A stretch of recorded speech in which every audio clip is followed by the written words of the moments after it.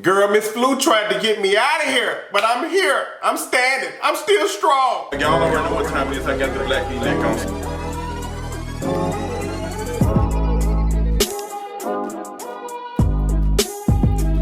What is going on, y'all? Welcome to another Kingeries video. Girl, I don't know if it was the flu or whatever, but she was trying to get her out of here. She was trying to get me out of here. I'm still congested. I'm still feeling the type of way, but I am back for now.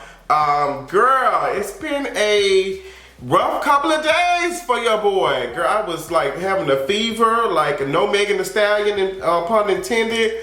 But girl, I had $100 and some dollar. I said $100 some dollar.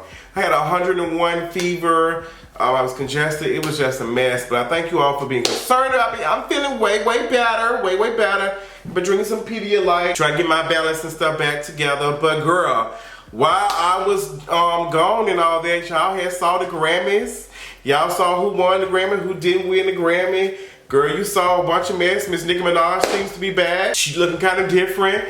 We gonna talk about that, okay? A couple of things, but I appreciate y'all for staying tuned and checking out and supporting the Kingeries brand. Oh my gosh, like yes. So with that being said, let's go ahead and get into this mental check-in. So what's going on? How I'm feeling this week? I'm feeling better. I was, like I told you, I wasn't feeling really good at all, girl. I was feeling really bad, and I don't like being sick because I think people don't take me seriously when I'm not feeling well, because I'm always independent, always like taking care of everybody else and making sure everybody else is good. I'm always joking. I think that's the thing, is when a person who jokes a lot and plays a lot as much as I do, people can't really tell if I'm being funny or whatever. So people don't take me serious, so it kind of pisses me off, and I had to have the conversation with a couple of folks.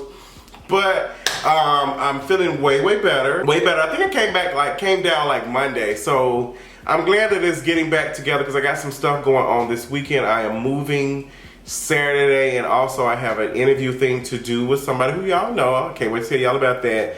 So I'm glad that I'm getting back, but I'm not 100%. I think I'm at like Frieza's second form probably, so I ain't at my final form yet. But girl, we're gonna see how it goes. So with that being said, just keep me in your thoughts or whatever as I continue to go through my healing process and stuff, because girl, I hate, like, that stuff was nothing to play with. Like, I don't know if I had the flu or whatever. I didn't go to the doctor. And it's interesting how expensive health care plays a role in if you want to go to the doctor, even waste your time and getting the high-ass bills. I was like, girl, do I want to go to the emergency room and then it don't be the flu, it be something else, and then I end up having a high bill where I should just be able to go just because ain't nobody going there just because. Like, people not going there just to be wasting time because they don't feel good, and I didn't feel good. So with that being said, let's go and get into the tea for today. So let's talk about the Grammys real quick. We had the Grammys this Sunday. We had the Roc Nation Grammy Brunch. Hey, what's going on? Beyonce was there looking beautiful with her husband, financier, Jay-Z. Girl, the Roc Nation brunch, everybody and their mama was there. You had Chrissy there. I didn't see Jim Jones. I'm glad he wasn't there. I hope he wasn't there. Talk about Chrissy and Jim Jones in a minute. But saw a couple of people, same old, same faces. Then you saw your favorite drunk uncle, Kevin Hart, who was giving this speech and telling you about writing in a diary like he was Alicia Keys' lost cousin. Diary. Kevin Hart is always the drunk uncle that thinks he has some Chinese proverb to offer us or something. Something like cute. He don't be talking about nothing. Kevin Hart was giving a speech that made absolutely no sense. Like, Kevin Hart, please shut your short ass up. You wasn't making no sense from none of this shit you was saying. He was just talking. Yeah. And first of all, ain't nobody taking no advice or any type of anything from Kevin Hart, our drunk uncle that's right here crashing cars, cheating on his wife, and missing out on job opportunities from just being stupid and just letting his pride get in the way. Like, no. I'm not listening to Kevin Hart. I'm just not listening to him. So the Roc Nation brunch, she looked cute. Our favorite capitalists getting together to, take over the world like what they doing. I got a couple of things to talk about. I want to talk about this Ivy Park lunch stuff. I talked about it a little bit. I've been kind of sparing your faves feelings because I know how y'all feel when I be dragging y'all favorite capitalists. Y'all be so pressed like I'm finna go and tear down the thing. I'm interested in tearing that down. And some folks be pressed when I critique stuff that needs to be critiqued. And the capitalists like Beyonce and Jay-Z and all these other P. Diddy and all these folks don't need any protection. They have plenty of money that will shield them. They're pretty good. They don't need our poor check-to-check asses helping them out with nothing on no social media. So with that being said, I want to talk about, you know, our favorite non-black woman who loves to benefit off of black culture, Miss Kim Kardashian West. She received an Ivy Park box. I don't know if Beyonce's team sent it out to her or if she purchased one and just posted in front of it to make it seem like she received one. I highly doubt that, but this is Kim Kardashian we're talking about. We know that she will capitalize off a moment no matter how many pieces of her soul she has to sell to get it. So she posted a picture in front of the orange box that everybody has been receiving. Beyonce has been sending out to everybody named Mama. Kim Kardashian got her box. She took a picture in front of it, and a lot of people were saying, oh, see, Beyonce doesn't have a problem with Kim Kardashian, because, you know, it's been rumored that J&B don't mess with Kanye or Kim, and this all this type of stuff. I think they probably, you know, treat Kim with a 10-foot pole like a long-handled spoon. But Beyonce's team and Beyonce probably do recognize the financial stuff that comes with giving her that. Like Kim Kardashian is going to yearn for that type of acceptance in B's whatever. And with her posting a picture of that, it gives Beyonce and Ivy Park some more eyes and visibility on them and some more folks, you know, interested in it. I don't agree with Kim Kardashian receiving a box if she's received one, but I know that Beyonce, as much as she tries to pride herself as, you know, our favorite woke artist, which she doesn't say, but she is, by the things that she's changing, you can tell that she's trying to make a shift towards that, and you'll be a fool not to believe that. Come on, let's be honest. You can pick that up. But I think at the end of the day, capitalism is still going to be a very huge part of how Beyonce moves. And we see that. I don't think Kim Kardashian deserved the box. I don't think she needed the box at all. I just was not here for that. I don't even think a lot of these rich celebs need no boxes. Y'all did not need no boxes. This stuff was very affordable for y'all. Y'all have plenty of money. Y'all did not deserve no box. I do not agree with no box being sent out for PR. If you don't like the fact that I don't like it, I don't know what to tell you. I just don't like it. I think it should be gave out to folks who cannot afford stuff like that. People who are living check to check. Kim Kardashian not living check to check. Such and such is not living check to check. A lot of these Instagram influencers are not, well, they probably are living check to check. Like, I just wasn't here for it. Like, y'all get big brand endorsement deals. I don't need no free Ivy Park box. But my fat ass can't fit it no way because she don't have my size to begin with, to be honest. A lot of people getting on social media protecting Kim Kardashian and saying that we hating on Kim Kardashian and this. Let me tell y'all something. And I want somebody to take this clip and start talking. I'm finna go off because a lot of y'all be tap dancing for the sake of getting raccoon shoes.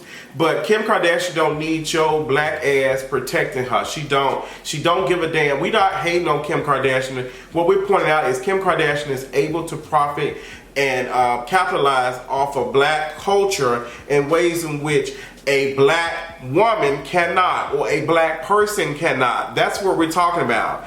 So don't fucking tell me, oh, it's just box braids or it's this and that. It ain't that serious. When we got DeAndre Arnold out in Texas being told that he can't walk and graduate because he had to cut his locks.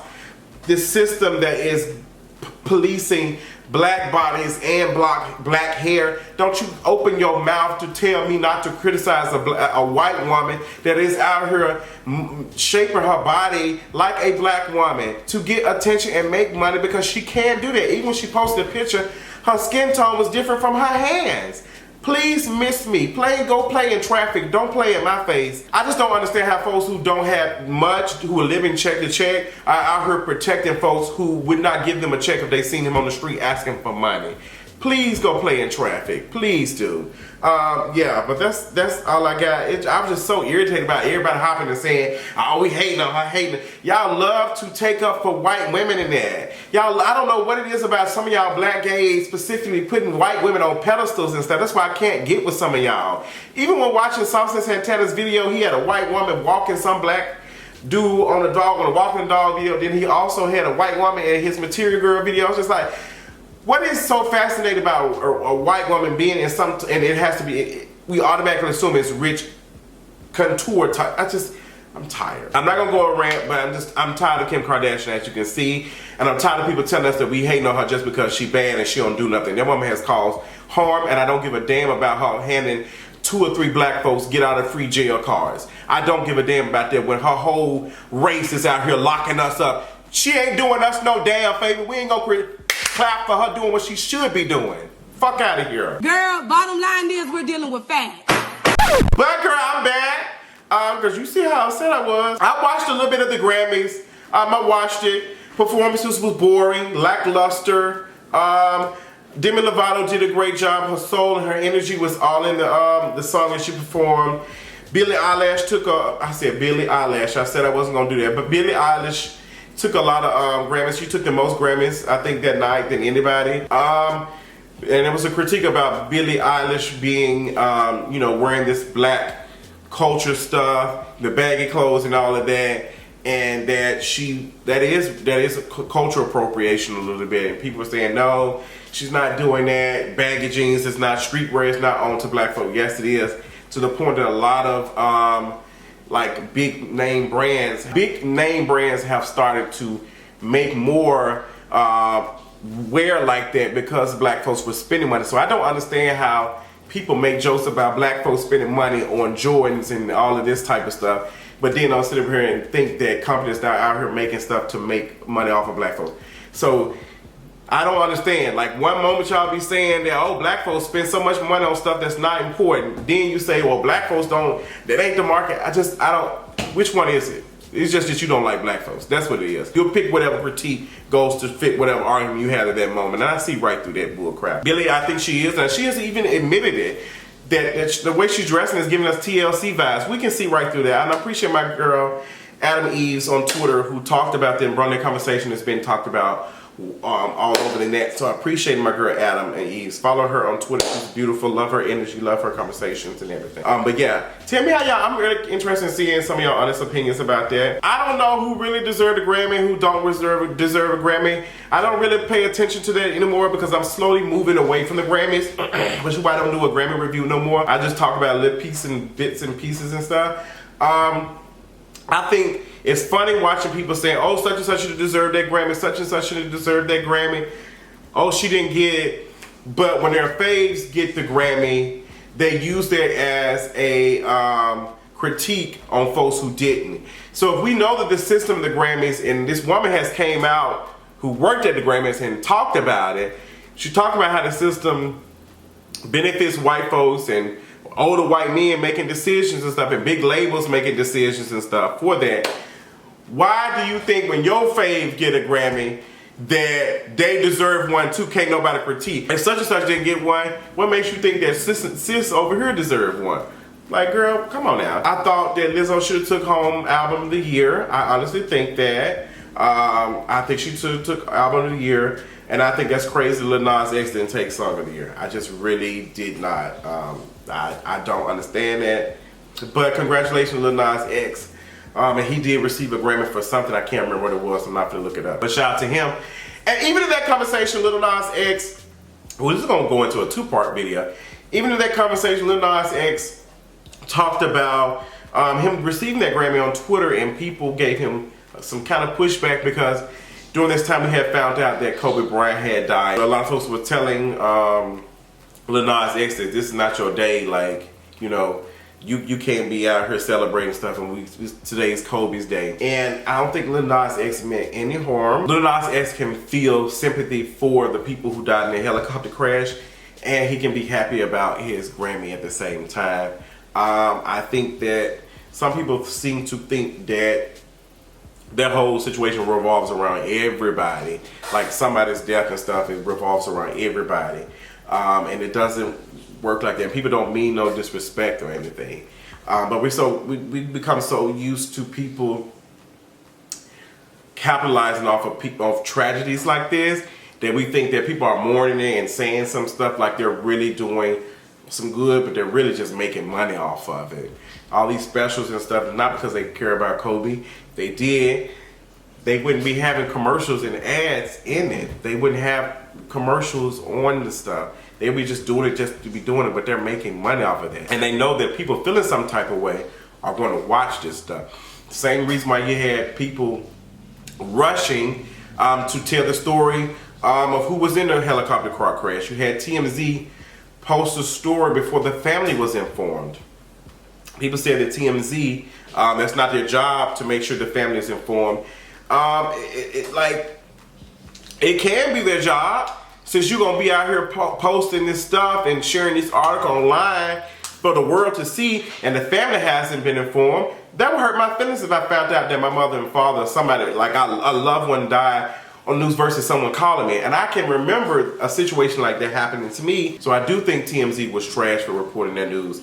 They had, before the coroner even said anything, or like TMZ had already ran an article, so they want to be the first.